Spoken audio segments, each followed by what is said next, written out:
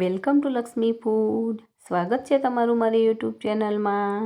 તો ચલો, સરસ મજાનો એકદમ ગુજરાતી સ્ટાઇલ બધાનો ફેવરિટ એવો આપણે હાંડવો બનાવવાના છીએ. એ પણ આપણે કુકરની અંદર બનાવવાના છીએ. નોનસ્ટિક પેનમાં પણ આપણે બનાવતા હોઈએ છીએ, પણ કુકરની અંદર કેવી રીતે બનાવો એ હું તમને બતાવું છું. તમે આ દરેક ટ્રીકને ફોલો કરજો, તમારો હાંડવો સરસ બનીને તૈયાર થશે. અને વિડીયોમાં લાસ્ટ સુધી બન્યા રહેજો. અને જો હજી સુધી તમે મારી ચેનલને સબસ્ક્રાઈબ નથી કરી તો ફટાફટ સબસ્ક્રાઈબ કરી દેજો. હવે હાંડવો બનાવવા માટે આપણે અહીંયા 3 વાટકી ચોખા લીધેલા છે. ઘરમાં રહેલું કોઈ પણ એક વાટકીનું માપ સેટ કરી લેવાનું છે.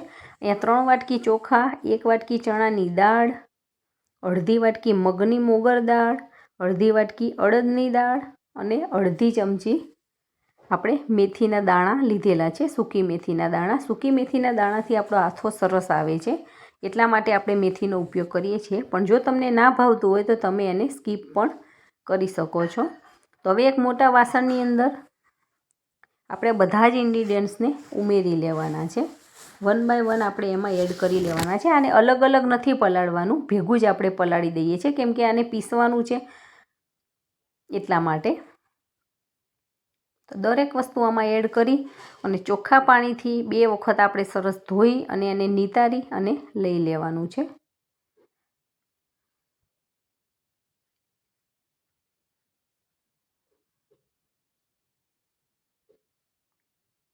હવે આપણું બધું જ વસ્તુ ધોવાઈ ગઈ છે ને આપણે પાણી પણ નિતારી લીધું છે. હવે આપણે જેટલી દાળને ચોખા લીધા છે એનાથી ડબલ પાણી આમાં એડ કરવાનું છે, કેમ કે દાળ ચોખા આપણા ફૂલાશે એટલે પાણી ઘટવું ના જોઈએ. એટલા માટે આપણે ડબલ પાણી લઈ અને આને 8 થી 9 કલાક માટે પલાળી રાખવાનું છે. ઢાંકણ ઢાંકી અને આપણે આને રહેવા દઈશું. 8 થી 9 કલાક રેસ્ટ કરશું. હવે 8 થી 9 કલાક થઈ ગયા છે અને આપણે દાળ ચોખા સરસ પલળીને તૈયાર થઈ ગયા છે. હવે આનેથી બધું પાણી નિતારી દેવાનું છે. ટોટલી પાણી આમાંથી નિતારવાનું છે, જરાય પાણી નથી રાખવાનું. તો તમે જોઈ શકો છો એકદમ સરસ દાળ અને ચોખા આપણા સોફ્ટ પણ થઈ ગયા છે. હવે બધું જ પાણી નિતાર્યા પછી આપણે એક મિક્સર જારની અંદર આને લઈ લેવાનું છે. અડધો જ જગ ભરવાનો છે, ફૂલ જગ નથી ભરી દેવાનો, નહીં તો આપણું બેટર સરખું અંદર પીસાશે નહીં અને આપણને પીસવાની મજા પણ નહીં આવે.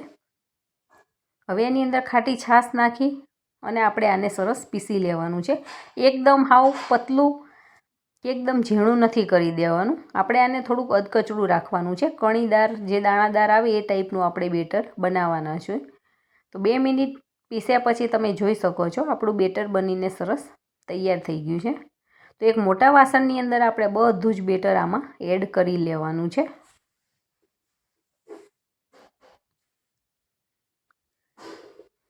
જો તમને મારો આ વિડીયો પસંદ આવે તો વિડીયોને લાઈક કરજો અને તમારા ગ્રુપમાં ચોક્કસથી શેર કરજો. તો બધી જ દાળ ચોખા આપણા પીસાઈને તૈયાર થઈ ગયા છે. હવે આનું ઢાંકણ બંધ કરી અને આને 8 થી 9 કલાક માટે રહેવા દેવાનું છે, એટલે આનો આથો સરસ આવી જશે. કોઈ ગરમ જગ્યાએ આને મૂકી રાખવાનું છે.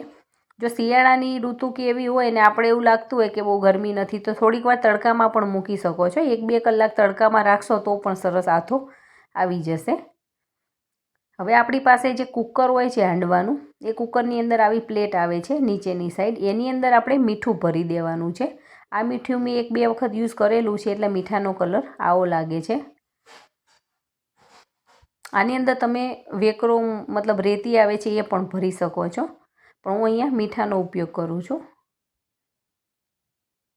આની પ્રોસેસ હોય છે, નીચે આવી રીતે મીઠું ભરીએ કે રેતી ભરીએ અને એની ઉપર આપણે કુકર મૂકીએ એટલે આ રેતી કે મીઠું જે આપણે ભર્યું હોય એ ગરમ થાય છે અને એની ગરમીથી આપણો હાંડવો પાકે છે.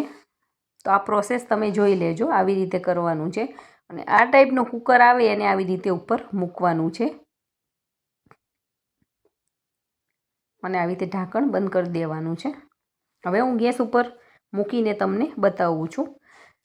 ગેસને ચાલુ કરી અને એની ઉપર આપણે આવી રીતે પહેલાં નીચે પ્લેટ રાખી દેવાની છે અને ગેસ ચાલુ કરી દેવાનો છે. અને ગેસની ફ્લેમ અત્યારે થોડીક ફૂલ રાખવાની છે, પછી આપણે એને સાવ લો કરી દેવાની છે. એની ઉપર કુકરને સરખું ગોઠવી દેવાનું છે, બધી બાજુથી સરખું બેસી જાય એ ટાઈપનું આપણે કુકર ગોઠવી લઈએ છીએ.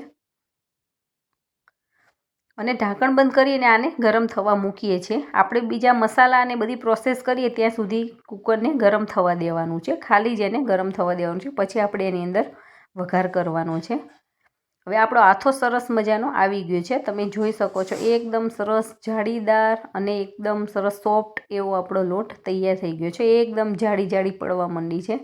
એનો મતલબ આપણો આથો સરસ મજાનો આવી ગયેલો છે. હવે જો તમારે આ બધા જ બેટરનો ઉપયોગ ના કરવાનો હોય તો તમે થોડું અલગથી રાખી શકો છો. અને બધા જ બેટરનો ઉપયોગ કરવાનો હોય તો સરસ આવી રીતે મિક્સ કરી લેવાનું છે.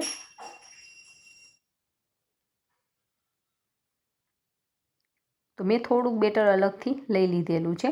હવે જોઈતા પૂરતું આપણે બેટર રાખેલું છે અને એની અંદર સૌથી પહેલાં આપણે એક મીડિયમ સાઇઝની દૂધીને ખમણી અને લઈ લીધી છે. હાંડવામાં મેઇન ઇન્ગ્રીડિયન્ટ દૂધી હોય છે. દૂધી નાખીએ તો જ આપણો હાંડવો સરસ બને છે. અને અધકચરા વાટેલા આપણે સિંગદાણા લીધેલા છે. સિંગદાણાને શેકી અને મેં અધકચરો ભૂકો કરી દીધેલો છે. અને સફેદ તલ અહીંયા હું લઈ લઉં છું 3 થી 4 ચમચી જેવા. આ બધાનો ટેસ્ટ હાંડવામાં બહુ જ સારો આવે છે. આદુ મરચાં લસણની પેસ્ટ આમાં એડ કરવાની છે. આ પેસ્ટને થોડીક ચડિયાતા પ્રમાણમાં જ રાખવાની છે. આનો ટેસ્ટ આમાં બહુ સારો લાગે છે. 2 થી 3 ચમચી જેવી મેં આ પેસ્ટ લઈ લીધેલી છે. આને મેં મિક્સરમાં જ બનાવીને લીધેલી છે. હવે એની અંદર આપણે લીલા ધાણા નાખવાના છે. જેટલું વેજીટેબલ્સ આપણું વધારે હોય એટલો આપણો હાંડવો એકદમ સોફ્ટ બને છે. અને આની અંદર તમે હજી ગાજર છે કે તમારે બીજું કંઈ એડ કરવું હોય વેજીટેબલ્સ તમને ભાવતું હોય તો તમે એડ કરી શકો છો. પણ હું અત્યારે આટલી જ વસ્તુ આમાં એડ કરવાની છું. ટેસ્ટ પ્રમાણે મીઠું, 1 ચમચી હળદર, 2 ચમચી ધાણા જીરું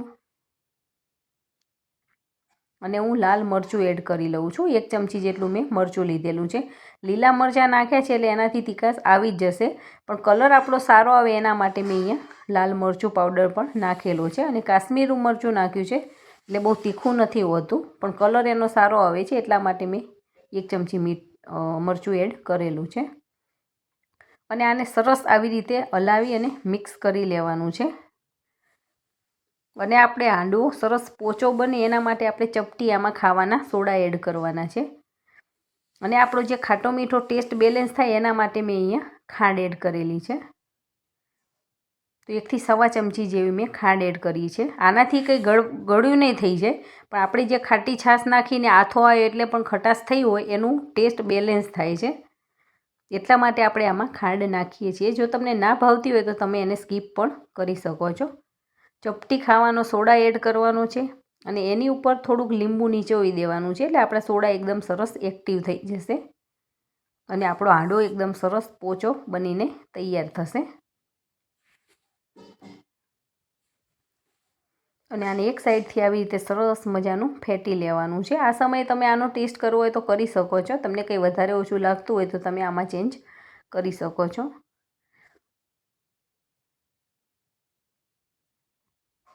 હવે આપણું બેટર સરસ તૈયાર થઈ જાય પછી લાસ્ટમાં એમાં આપણે તેલ એડ કરી દેવાનું છે.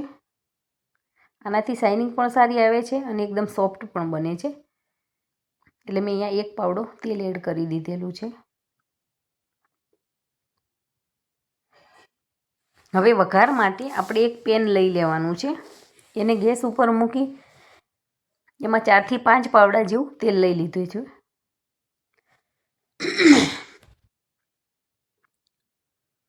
તેલ આપણું સરસ ગરમ થઈ જાય એટલે એની અંદર 2 ચમચી રાઈ, 1 ચમચી જીરું એડ કરી અને વઘાર કરી લેવાનો છે.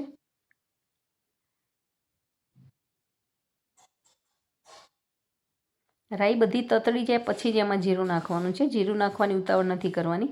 જો રાઈ કાચી રહી જશે તો ટેસ્ટ આપણો સારો નહીં આવે. અને 1 થી 1.25 ચમચી જેવું મેં જીરું એડ કરી દીધેલું છે. 10 થી 15 મીઠા લીમડાના પાન લઈ લીધેલા છે. એનાથી સુગંધ પણ સરસ આવે છે અને ટેસ્ટ પણ સારો આવે છે. અને અહીંયા મેં 4 થી 5 મોટી ચમચી જેવા તલ લઈ લીધેલા છે. તલ પણ ચડિયાતા પ્રમાણમાં જ રાખવાના છે. આનાથી ટેસ્ટ અને લુકઆઉટ બધું સરસ આવે છે. અને લાસ્ટમાં આપણે હિંગ અને આખા લાલ મરચાં એડ કરી લેવાના છે. અને એ નાખીને આપણું ઢાંકણ બંધ કરી દેવાનું છે. કેમ કે તલ ફૂટે એટલે બધાય બહાર આવે છે એટલા માટે. 3 થી 4 મેં આખા લાલ મરચાં લીધેલા છે. અને એકદમ સરસ મજાનો આપણે વઘાર બનાવી લીધેલો છે.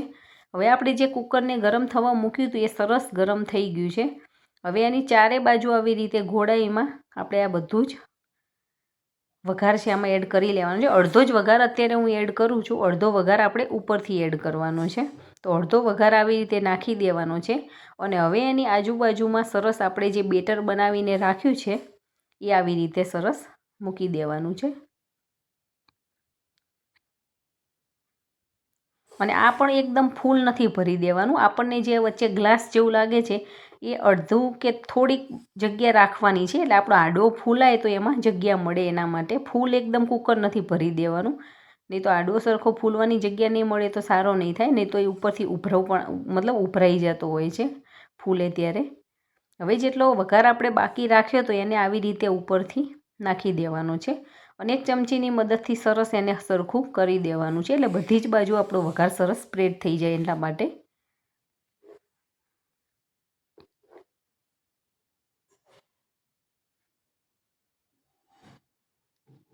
તમે મારી આ દરેક ટીપને ફોલો કરજો. જો તમે પહેલી વખત બનાવતા હશો તો પણ તમારો હાંડવો સરસ બનશે. હવે આપણે ઉપરથી જો તમે જોઈ શકો છો એકદમ સરસ લુકઆઉટ લાગી રહ્યું છે, અને હજી પણ એકદમ બ્યુટીફુલ લાગે એના માટે આપણે ઉપરથી સૂકું મરચાંનો પાવડર આવી રીતે ભભરાવી દેવાનો છે. તમે જોઈ શકો છો એકદમ સરસ કલરફુલ લાગી રહેલું છે, અને ઉપરથી તીખાશ થોડીક લાગે એટલે ખાવામાં પણ મજા આવે છે. ને બધા જ તલ સરસ પાકી જશે, ફૂલાઈ જશે, એટલે એ પણ સરસ ક્રન્ચી લાગવાના છે. અને કુકરનું ઢાંકણ બંધ કરી અને આપણે એક્ઝેક્ટ 60 મિનિટ સુધી મેં હાંડવાને પકવવાનો છે, ત્યારે આપણો હાંડવો પાકીને તૈયાર થાય છે. 60 મિનિટ પછી મેં આને જોયું છે એક્ઝેક્ટ કલાક પછી, તો આપણું છરી એકદમ ચોખ્ખી નીકળે છે, એનો મતલબ આપણો હાંડવો બનીને તૈયાર થઈ ગયો છે. હાંડવાને નીચે ઉતારી અને 15થી 20 મિનિટ સુધી પડ્યો રાખવાનો છે, એટલે હાંડવો સરસ સીજી જશે. અને ઠંડો થઈ જશે તો એના પીસ પણ સારા બનશે. જો ગરમના ગરમ આપણે પીસ પાડીને કાઢવા જઈશું તો આપણો હાંડવો બધો જ વેરાઈ જશે, તૂટી જશે વચમાંથી. એટલે એકદમ 15-20 મિનિટ પછી જ આપણે આને આવી રીતે કાઢવાનો છે. હવે આવો એક ધારદાર સરસ આપણી પાસે તાવેતો હોય એનાથી મીડિયમ સાઇઝના આપણે આવી રીતે પીસ કરી લેવાના છે. તમે દરેક વસ્તુને આવી રીતે ધ્યાન રાખજો, એકદમ સરસ હાંડવો બનશે અને આના પીસ પણ સરસ બનશે. ઘણાને એવું થતું હોય છે કે હાંડવો આમાંથી કાઢવો કેવી રીતે, પણ હું તમને દરેક ટ્રીક બતાવું છું. હવે સાઈડની જે કિનારી હોય એને પણ આવી રીતે તાવેતાની મદદથી ઉખાડી લેવાની છે. અને હવે એક ચમચાની મદદથી આપણે જે પીસના આવી રીતે વચ્ચે કટિંગ કરી દીધેલા હતા એને આવી રીતે આખો પીસ આપણે ઉપાડવાનો છે. તો તમે જોઈ શકો છો એકદમ સરસ, કોઈ બાજુથી તૂટ્યો પણ નથી, અને સરસ પીસ નીકળી ગયો છે આપણો. અને ઉપરથી ક્રિસ્પી, આજુબાજુ બધી જગ્યાએથી સરસ પાકી ગયેલો છે. તો છે ને એકદમ સરસ. બધા જ પીસને આપણે એવી રીતે એક પ્લેટમાં કાઢી લીધેલા છે, અને એક સર્વિંગ પ્લેટમાં લઈને આપણે આને સરસ મજાનો સર્વ કરી લીધેલો છે. તો જોતાં જ ખાવાનું મન થઈ જાય એવો હાંડવો બનીને આપણો તૈયાર થઈ ગયો છે. તો તમે પણ આવી રીતે બનાવો અને એન્જોય કરો. Thank you.